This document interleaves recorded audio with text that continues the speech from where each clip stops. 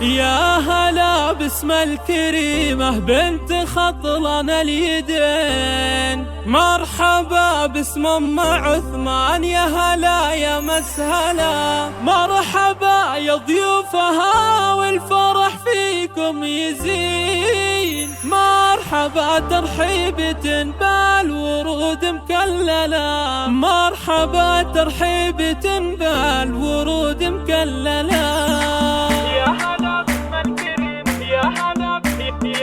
يا هلا باسم الكريمة بنت خطلان اليدين، مرحبا باسم ام عثمان، يا هلا يا مسهلا، مرحبا يا ضيوفها والفرح فيكم يزين، مرحبا ترحيبة بالورود مكللة. يا هلا يا مرحبا يا جميع الحاضرين، مرحبا والقلب يهدي المشاعر مرسلة، يا ام عثمان افرحي في فرح غالي السنين، جعل وجهك للفرح كل حين يحمله، شوشي يا بنت الأكابر على الطرق الثمين، وامرحي يم العريس الأميرة المذهلة، مثل طيبك ما نلاقي يا بنت الطيبين، يا اللي طيبك بين خلق الله ما حد يجهله، ألف مبروك وعسى أفراحكم في كل حين، بالسعادة يا عسى أيامكم مكملة، بالسعادة يا عسى أيامكم مكملة، يا عريس العز سليل الغانمين، القصيد يزين لك وانت من يستاهله، والنعم بافعال يمناك يا طلق اليمين، يا الكريم العالي رمز